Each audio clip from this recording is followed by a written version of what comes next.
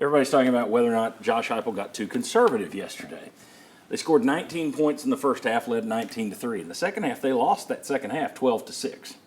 Total yards, 204 in the first half, 141 in the second half. Passing yards, 126 in the first half, 68 in the second half. But Nico, 8 of 11, 5 of 10 in the second half. So they only threw one fewer pass, and they did take shots in the second half. So it's not like they just completely went into a shell. So I ask you guys, and I'll start with Jimmy, your opinion. Did Heupel get too conservative? I thought he did. You're wrong. Get off the I thought he did. I thought he got too conservative too early. I don't have a problem with what they did in the second half. He went conservative in the second quarter. Yes. And he was up 12-3. The first 5 possessions of the game, Tennessee threw on first down 3 times. Then he went 9 possessions in a row running the football on first down and gained 15 yards. I thought that was too conservative too early. I don't have a problem with the second half when you had built the lead and your defense was Right. stymieing Oklahoma. Yeah. And I think he got a little, he saw the defense was playing very well. I get that. Right. And he also had a quarterback that had 2 fumbles on sacks. And I think that led to him being a more conservative than he normally would have been. Yeah, it did. We were talking back and forth. It didn't bother me. It bothered you. It didn't bother me because you had 2 linemen you had one lineman out, another lineman gets hurt. Nico's getting hit. There's pressure on him all night. He gets 2 strip sacks.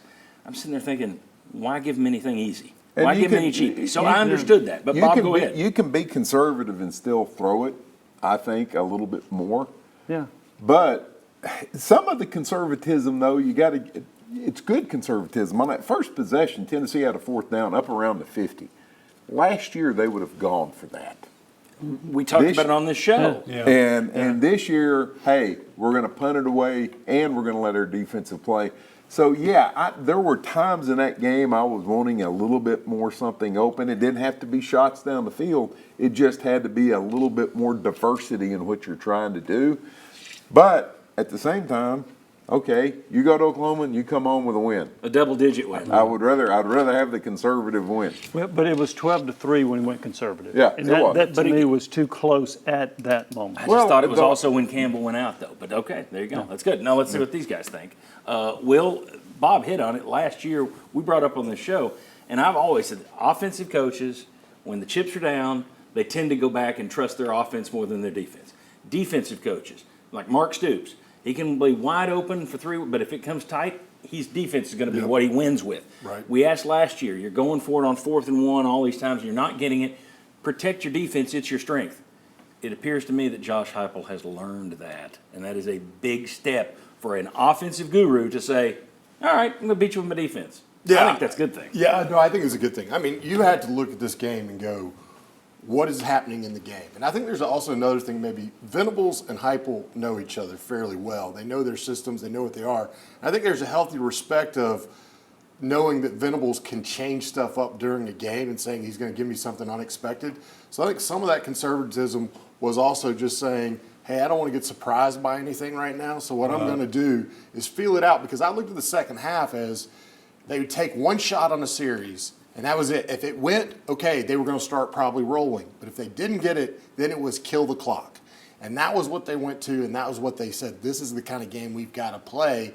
And like you said, when you have a defense like playing that way, you just go, hey, my defense has the opportunity to score points just as well as my offense at certain points. When they're playing like that, I'm going to put it in their hands and let them try to see what they can't do against us. We've got a too conservative, not too conservative. Where are you? I'm going to say it was not too conservative for this game. For this game. Yeah. This game you played the right way, right? I think this is the kind of game you had to play. Yeah. Chuck, you're the deciding factor. It's too conservative. I'll tell you what I was thinking. I was thinking about that famous Herb Edwards quote, you play to win the game. And I think that's exactly what he did, and I think you make a great point. He knows Brent Venables as good as anybody. And what about a blindside sack, a scoop and score?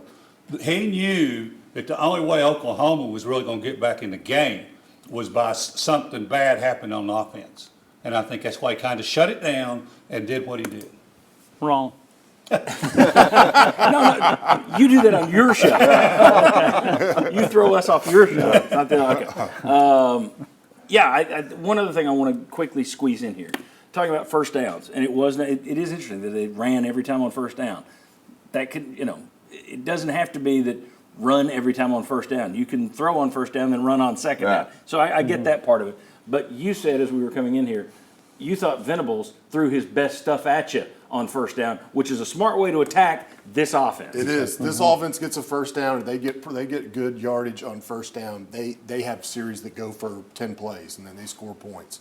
I think what he did was he said, I'm going to be ultra aggressive on first down. I'm going to take away, I'm going to sell out to get the run. I'm going to show you different stuff. I'm going to show you a 6-man box, and then we're going to rotate with 8 men in, with safeties walking down at the end.